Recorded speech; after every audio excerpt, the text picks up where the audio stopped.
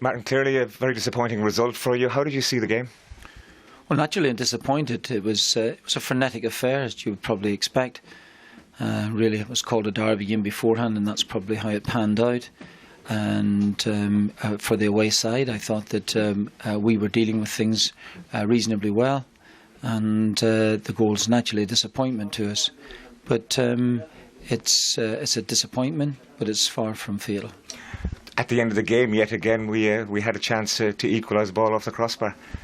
We had the chance, and I honestly think that if we had scored that goal, we would have deserved to have got it. I didn't think that Scotland created a great deal in the game, and for the home side, I thought that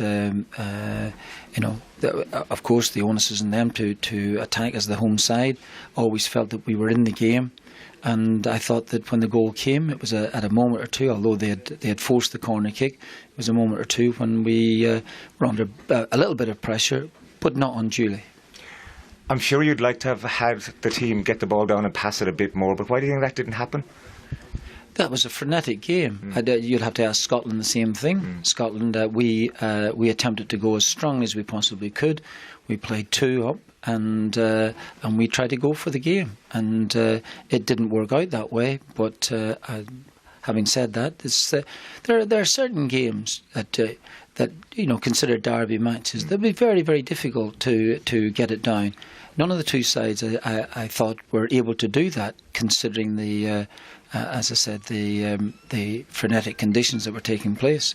But when we did get it down, I thought that we caused them some problems. How disappointed were you with the goal? Because we talked to Sean Maloney there. It was a pre-planned move, and it seemed as if Scott Brown did get a lot of space in the box. You'll have been disappointed, obviously. Of course we're disappointed, because it wasn't the case where they acted very, very quickly, Scotland.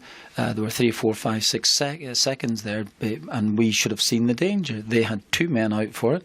Naturally, we should have had 2, and we did eventually, but the third man was always spare for them, and we didn't deal with that situation. The loss of James McCarthy in hindsight, and indeed Glenn Whelan, and indeed Mark Wilson, was that a big factor? We've like everything else, we particularly cannot afford to lose our very, very best players, but that's beside the point. We had a side there capable tonight of winning the game. Well, unfortunately we didn't. What did you say to the players there?